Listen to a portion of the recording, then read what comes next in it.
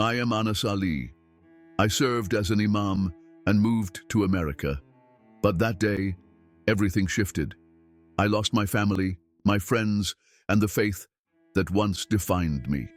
To understand, I need to take you back to where it all started. The year I turned 67, the doctors delivered devastating news: pancreatic cancer. Stage 4, they told me.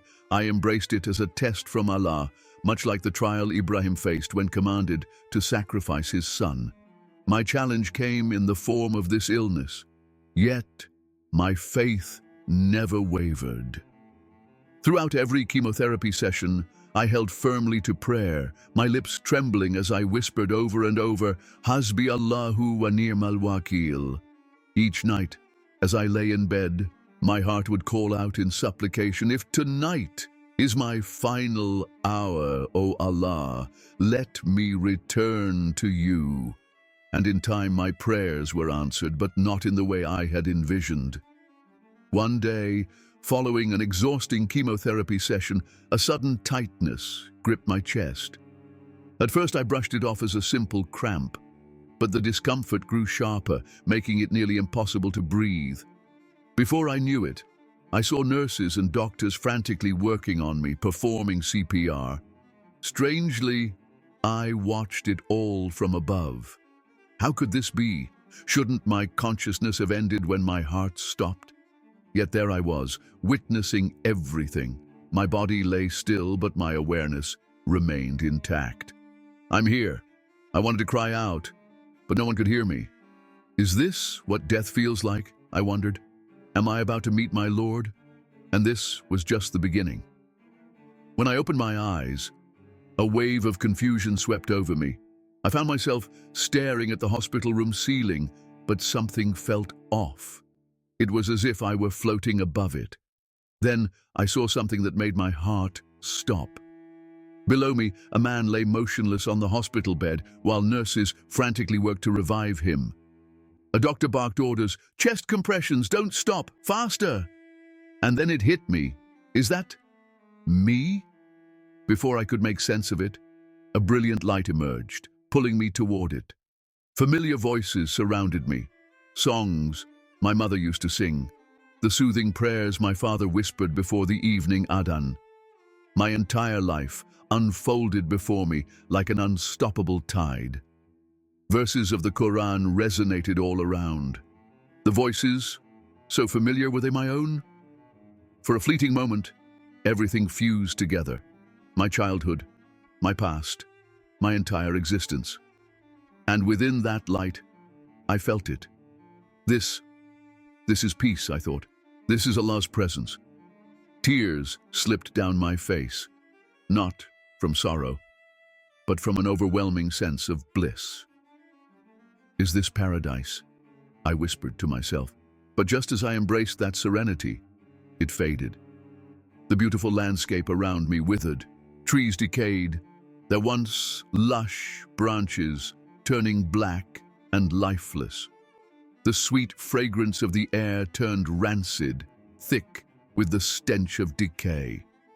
The warm light vanished, replaced by a suffocating grayness. A bone-chilling cold settled over me, and distant wails cut through the silence. They weren't mere whispers, they were cries of despair, raw and agonizing. Men, women, and children screamed in torment, their sorrow slicing through me like a blade. Then, amidst the chaos, I heard it. A voice I knew too well. My mother's voice pleading, "Have mercy, have mercy!" Her cries echoed through the dark, a darkness unlike anything I had ever known. It wasn't the absence of light. It was an endless void, swallowing everything. As the despair deepened, a commanding voice resonated within me, shaking my very core. Anas, all will now be revealed. I froze. This was hell, the very place Allah had warned of. And somehow, I was here. Why? My thoughts raced. Why am I here? I have served Allah with devotion. I am an Imam.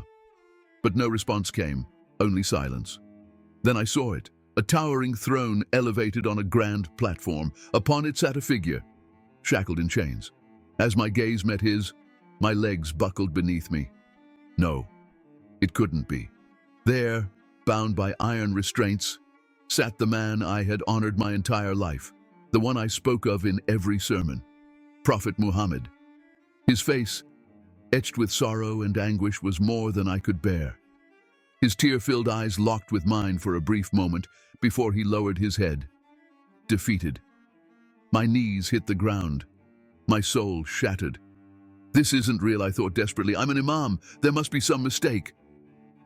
But the prophet's silence was more damning than any words. Tears streamed down his face, mirroring my own. A chilling emptiness swallowed me whole, unraveling everything I thought I knew. My faith, my life. Was it all a lie? Is this a test? I longed to ask, but no sound escaped my lips. I could only stare at him in despair. Speak, please. Say something. My mind screamed for answers. And then a voice thundered through the vast expanse, unlike anything I had ever heard before. It was deep, ageless, and heavy, pressing down on me with an unfathomable weight, pinning me in place. The time has come for you to understand, Anas. Everything will now be unveiled. The voice resonated with a power that sent tremors through my very being. It was a voice I had heard before, one that carried an authority beyond comprehension. It felt like the voice of Allah himself. But if this truly was Allah speaking, why here? And why to me? No answers came, yet one truth stood firm. I was in hell. The same hell I had preached about countless times, the torment Allah had forewarned. But how? How could I, an imam who had dedicated his life to serving him, end up in this place? This isn't possible. It must be a mistake. A deep unease settled within me as the very foundation of my beliefs began to crack. And then, from above, a book descended. It struck the ground with a deafening thud, sending clouds of dust billowing into the air. The earth trembled beneath me. I knew it instantly. The Quran. Why is the Quran here? My mind reeled in confusion. Before I could gather my thoughts, the book began to move, its pages turned by an unseen force, flipping one after another, though not a single breeze stirred the air. I was transfixed. This had to contain the answers I sought. And then the voice spoke again, richer, more profound, vibrating through every part of me. Who is Allah, Anas? Have you ever truly asked yourself this question? A sharp pang of fear coursed through me. My hands clutched my head, my breathing shallow and quick. What kind of question is that? How can one question Allah? My heart thundered in my chest. This had to be a trial, a test of my devotion. With unwavering certainty, I proclaimed, He is the creator of all things, Allah, the most merciful, the most compassionate. But the voice remained unmoved. If it heard me, it offered no sign. How do you know He is the creator, Anas? Have you ever truly reflected on it? I froze in place. My throat went dry, and a creeping chill wrapped around me. Have I ever truly thought about it? The voice continued relentless, as the pages of the Quran fluttered faster and faster. Shapes began to emerge from within. At first, mere swirling shadows, but soon they took form. A city. Familiar and vivid, it stood before me, stirring something deep within my soul. I gasped. The Kaaba. But something was terribly wrong. This was not the sacred Kaaba I had known and loved. It was surrounded, engulfed by statues, idols. Crowds circled it, carrying incense, their faces turned upward in devotion to their gods. There were 360 idols in total, each one symbolizing a different deity. What is this? My mind spun in confusion. Isn't the Kaaba the house of Allah? Then the voice returned, slicing through my disbelief. This is the Kaaba before Islam. Look closely, Anas. Do you recognize these idols? A chill crept through me. I did recognize them. Al-Lat, Al-Manat, Al-Uzza. And then another name surfaced in my mind, one I had spoken of countless times in my sermons. Yes. Yes. These are the false gods of the age of ignorance, I reassured myself, clutching onto familiarity. This is a test, it must be. But the voice pressed on. Tell me, Anas, where did they place Allah among these? I hesitated, my lips quivering. Allah wasn't an idol, I insisted silently. He is above all things. He is greater than them all. The voice, steady yet inescapable, continued. And yet, didn't they worship Allah even before Islam, Anas? A jolt of realization coursed through me, leaving me breathless. Yes, they did. Even before the Prophet's message, the Arabs had acknowledged Allah. He was their supreme deity, above their other gods. Yet, still part of their pantheon. That's why we proclaim Allah is one. The voice spoke again, heavier than before, pressing down on my soul. Then, tell me, Anas, who was that Allah? My throat constricted. A gnawing sense of dread settled in my chest. Allah is... Allah! I cried out, desperation creeping into my voice. But somewhere deep within me, an unsettling thought stirred, a question I had never dared to confront. Who is Allah? And for the first time in my life, I realized I didn't know. I had never truly asked myself that question, not once. Another vision unfolded before me. This time, it was from an era even older than the Kaaba's idolatrous past. But it wasn't Arabia. It was somewhere far beyond, the land of Canaan. Crowds thronged around an imposing temple, clutching bowls brimming with offerings, leading animals to be sacrificed at the altar. I recognized them instantly. The Canaanites, notorious for their worship of false gods. But as my gaze settled on the towering idol they knelt before, an icy shiver gripped me. The name carved into the idol was Baal. My legs buckled beneath me. My throat constricted. This can't be... Etched into the figure of Baal was an inscription. The script, though ancient, bore an unsettling resemblance to Arabic, and there, in stark, undeniable relief, was a single word that made my heart thunder within my chest. El. I knew that name. It was the ancient term for God, found in the old Hebrew scriptures, a name I had encountered many times in my studies. Why is it here? Before I could even begin to grasp the significance, the voice returned, no longer distant but close, so close it felt as though it resonated within my very soul. Baal, the name the Arabs used for Allah. You never questioned it, did you, Anas? A sudden gust of wind rushed past me, and in an instant, breath. My lungs expanded violently, drawing in air as if I had been dragged from the ocean's depths after drowning. My eyes fluttered open, but the world was a hazy blur.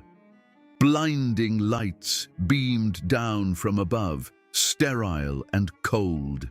Shadows shifted around me, indistinct figures moving under the harsh glow. He's breathing! He's back! A voice echoed in my ears, muffled and distant, as though carried from the far end of a tunnel. Where am I? Pain pulsed through my chest with every ragged breath, each inhale a struggle. I was alive. But how? I had died. I knew I had. I had been to a place that felt like the depths of hell itself. I had seen faces, Gaddafi, Bin Laden, and countless others, and that figure on the throne, the Prophet. Why was he there? Yet somehow, I was here again, back in my body. I curled my fingers, pressing my trembling hands against my chest. I could feel the faint, rhythmic thud of my heartbeat, fragile, but real. But the chill that had seeped into my soul lingered, refusing to leave. As my vision sharpened, a nurse leaned in close. Her blonde hair cascaded softly over her shoulders, and her blue eyes, filled with concern, met mine. "You're very lucky," she said gently. "God brought you back." The moment those words left her lips, something inside me twisted, sharp and painful. My gaze locked onto hers, my voice barely more than a whisper. "Which God?" I asked. She blinked, a polite smile forming. "What do you mean?" she replied, as though my question made no sense. To her, it was just an expression, a simple, everyday phrase, but to me, it shattered everything. Which God? The question echoed relentlessly in my mind, looping over and over. I turned my gaze upward, staring at the glaring fluorescent light above me. Its stark brilliance no longer offered comfort. Instead, it felt harsh, almost intrusive. A crushing weight pressed against my chest, heavy and suffocating, as if an immovable stone had settled deep within me. It was Allah, wasn't it? I tried to convince myself it had to be. But those visions, the voices, Baal el Allah. The words coiled and twisted within my thoughts, tangling like vines I couldn't unravel. I squeezed my eyes shut, willing the thoughts to fade, but they only grew louder.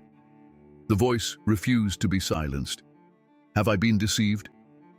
Days passed in silence. My family visited often, but their voices barely registered. My wife sat silently by my side, holding my hand with quiet patience. My grandchildren played near my bed, their laughter distant, faint echoes from a life that felt no longer my own. But I felt nothing. I didn't want to feel anything. I wanted to close my eyes and erase it all. Erase everything. Yet, the images wouldn't leave me. Baal el Allah, Muhammad, hell.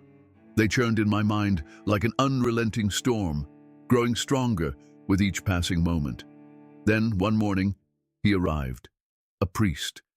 At first, I barely acknowledged him. Clad in a flowing white robe, he carried a book, the Bible. He sat beside me without a word, his presence calm and unintrusive. I wondered why he had come. This is America, I thought. Perhaps such visits are routine. Yet, as he sat there in silence, an unfamiliar sense of peace settled over me, something I hadn't felt since waking up. Finally, he spoke.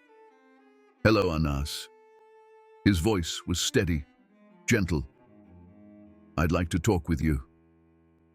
I turned my head toward him, my voice hoarse, barely recognizable, like a man who had returned from the depths of something unspeakable. "To me," I croaked. The priest smiled, his expression kind, patient. "Yes, to you." He placed the Bible on his lap and looked at me with eyes filled with a quiet understanding. "You've seen something, haven't you?" he asked softly. My heart stumbled in my chest. He knows? A part of me wanted to turn away, to reject his presence. But deep within, something desperate, something shattered, ached to pour out everything I had seen. Yet if I did, what then? "How do you know what I saw?" I whispered. My voice fragile, my eyes searching his face for answers. I turned away, staring at the ceiling as tears welled up, blurring my vision. The weight on my chest grew heavier, suffocating me. And then the words escaped my lips. "I saw hell." The priest nodded, his expression calm and unwavering. "Yes." I swallowed the lump in my throat.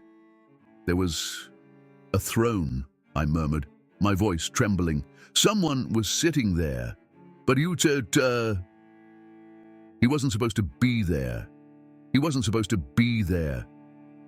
Tears slipped down my cheeks, and I couldn't hold them back. The priest remained silent, his eyes filled with quiet patience, offering no judgment, only listening. "Who was it?" he asked softly. I lowered my head, pressing my hands against my face, as if to shield myself from the truth.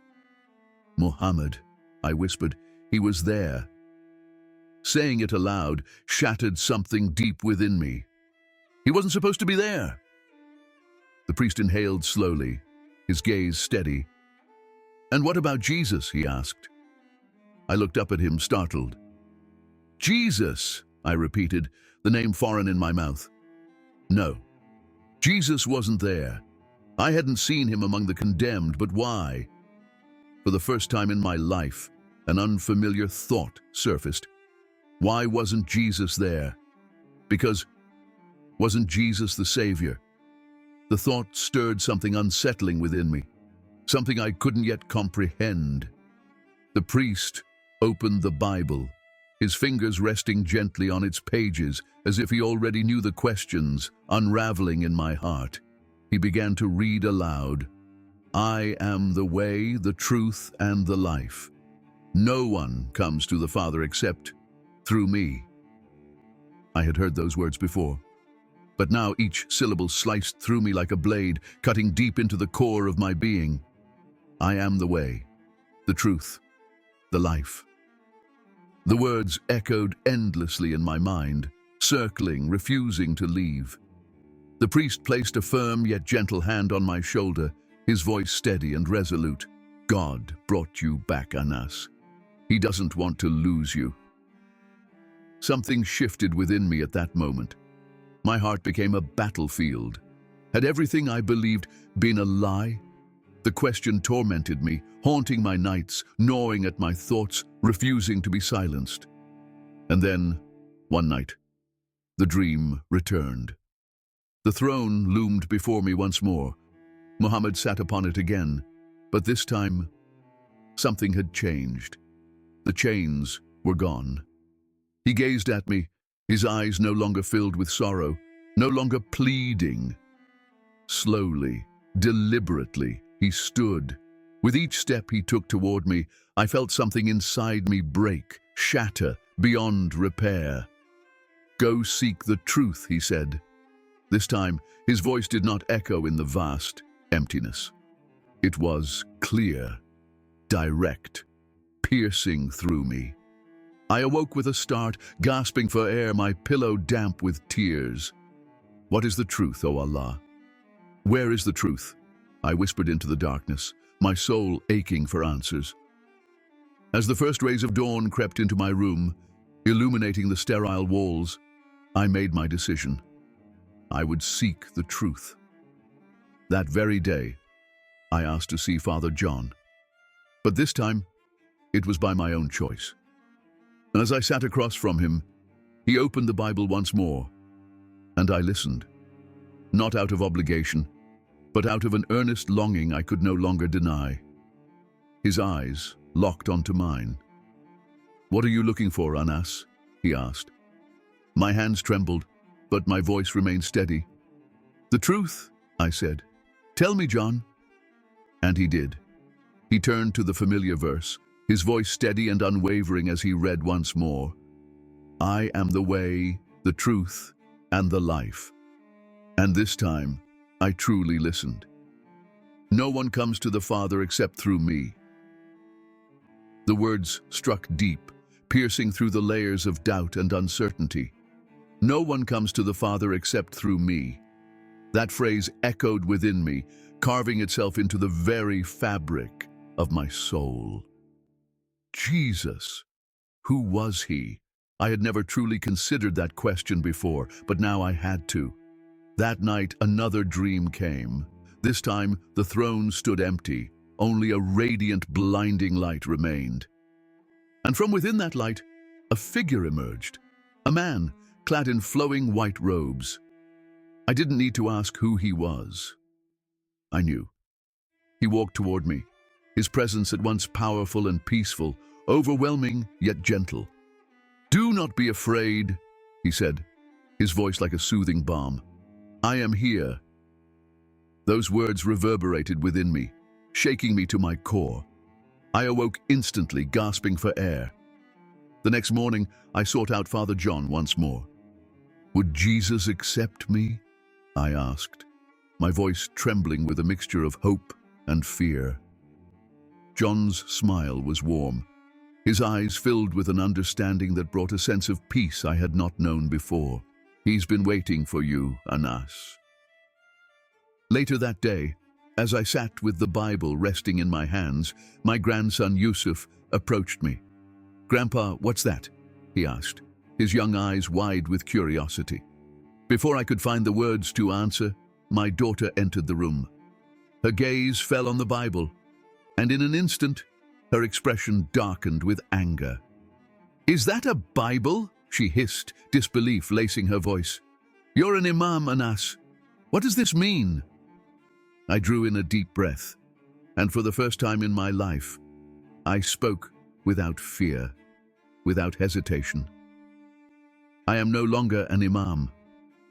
The weight of those words crushed me and set me free all at once. My daughter's face hardened. "You're shaming us," she spat, seizing Yusuf's hand and storming out without another word. The silence that followed was suffocating, and in that moment I knew everything had changed. My family, my children, my grandchildren. One by one they turned their backs on me. I was cast out from the mosque. The community that once embraced me now shunned me. The man they had once called Anas was no more. Yet for the first time, I felt no fear, because I was no longer alone.